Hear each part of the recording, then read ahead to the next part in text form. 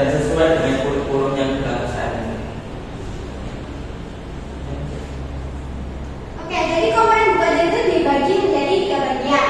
Yang pertama, bagian awal. Di sini bagian awal itu berisi bagian pembuka yang bersifat informatif. Lalu yang kedua, bagian inti. Bagian inti itu bisa disebut dengan bagian isi atau bagian pokok yang memuat seluruh materi pembelajaran dari buku tersebut. Dan yang ketiga adalah bagian penunjang, di mana bagian penunjang ini adalah bagian tambahan untuk melengkapi isi dari materi tersebut. Selanjutnya akan kita bahas satu persatu dari 3 bagian tersebut. Baik, bagian awal dalam buku teks buku ajar. Yang pertama yaitu ada halaman judul, merupakan format berisi judul buku, nama penulis, institusi dan tahun terbit. Dan juga setelah halaman judul ada kata pengantar yang mana untuk menyampaikan tujuan dan manfaat buku ajar tersebut serta ucapan terima kasih dari penulis. Oke, selanjutnya ada daftar isi. Di mana daftar isi ini adalah daftar yang memuat judul dari bagian-bagian buku ajar tersebut beserta nama halamannya.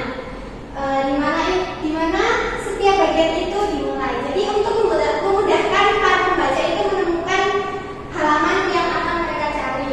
Lalu ada daftar gambar yang berisi rincian informasi tentang setiap gambar, tentang setiap ilustrasi gambar yang ada dalam bukunya. Masuk bagian awal juga terdapat yaitu daftar tabel yang mana nanti di dalam buku tersebut ada sebuah tabel. Daftar tabel ini memuat nomor dan judul tabel serta halaman di dalam buku ajar tersebut. Terus yang selanjutnya itu ada apa dalam buku ini? Di sini ada contoh dan seperti gambar-gambar sebagai penanda kegiatan pembelajaran yang akan dilakukan nanti di setiap halaman. Oke, sekarang kita lanjut ke bagian intinya. Dimana bagian inti ini terdapat cover di bagian perbabnya. Dimana cover ini berisi tema dari bab tersebut dan ilustrasi gambar beserta pertanyaan pemantiknya. Lalu di sini ada tujuan dan kata konsep, yakni tujuan dari mempelajari bab tersebut beserta kata kunci dari bab tersebut dan kata konsep terbabnya. Selanjutnya Bagian isi atau pokok ya masuk di materi ajar. Yang mana materi ajar ini merupakan pembahasan mengenai materi yang dibahas pada setiap babnya dalam buku ajar. Oke, bagian materi ajar ini biasanya berupa teks dan ada ilustrasi gambarnya. Bisa juga disertai dengan tabel, bisa disertai dengan tabel-tabel juga. Selanjutnya bagian aktivitas siswa. Di sini aktivitas siswa ini sudah masuk ke apa ya? Seperti untuk latihan dari siswa atau mahasiswa itu, di mana ada diskusi yang dibentuk secara kelompok atau eksperimen kecil dan observasi. Lalu ada bagian refleksi ini terletak di akhir dari bab tersebut, yakni mengulas kembali materi yang telah dipelajari dari bab tersebut. Biasanya ada kayak pertanyaan-pertanyaan terbuka gitu. Baik, masuk di bagian penunjang atau bagian penutup dalam buku biasanya terdiri dari glosarium, yang mana bagian di akhir buku ajar yang mendefinisikan kata-kata yang baru atau baru diperkenalkan kepada siswa. Nah, di situ ada seperti anekdot, ada penjelasannya apa.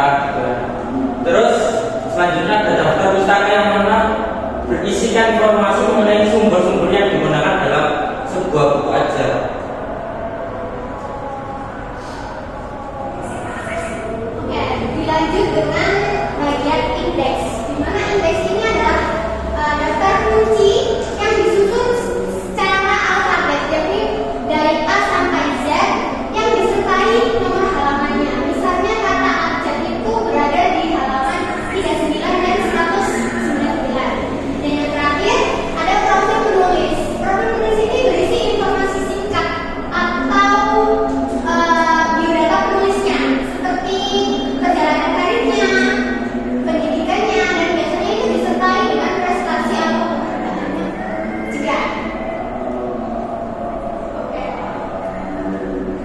Kira-kira apa yang terjadi jika buku ajar disusun tanpa memperhatikan komponen dari buku ajar tersebut?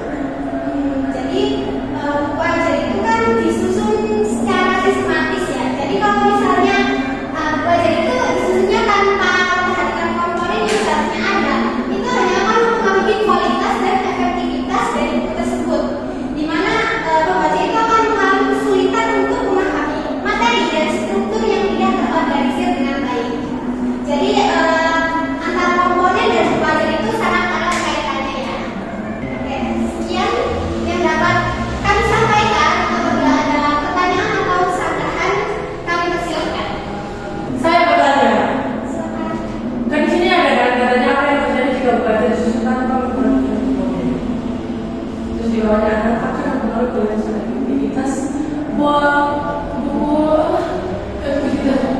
Nah, pertanyaan saya adalah faktor yang mempengaruhi kualitas dan efektivitas buku tersebut.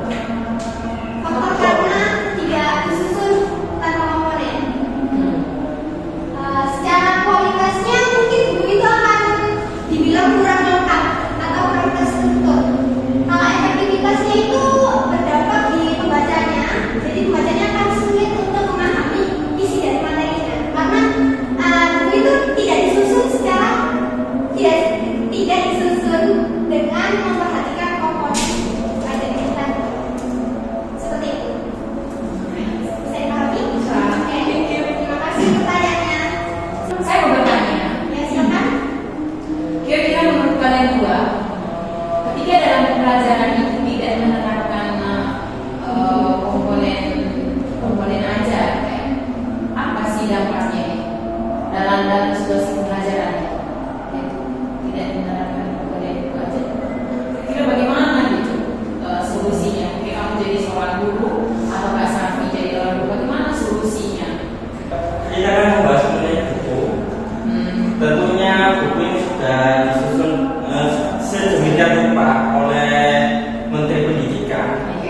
Nah, tentunya kita hanya perlu mengembangkan materi yang ada di dalam buku tersebut. Terus itu aja. Bisa diterima? Oke, terima kasih.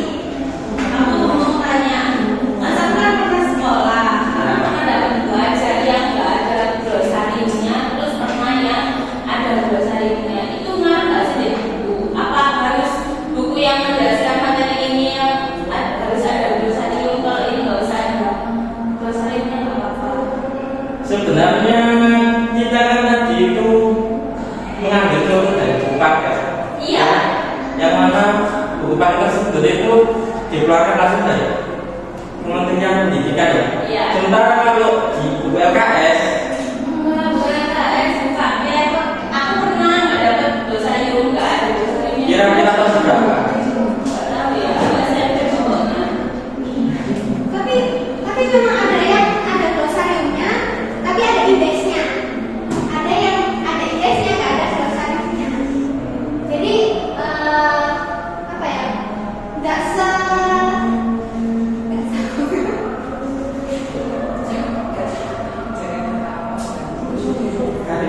mungkin ini struktur dari buku ajar itu tergantung dari kurikulum yang berlaku. Jadi kayak kurikulum Merdeka sama kurikulum K13 itu strukturnya juga ada yang berbeda. Begitu dengan isi materinya juga penyampaiannya berbeda. Seperti itu.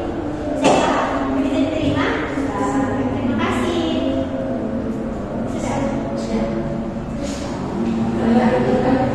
Baiklah, sekian mengenai presentasi kita mengenai komponen buku ajar. Mudah-mudahan bermanfaat bagi kita semuanya.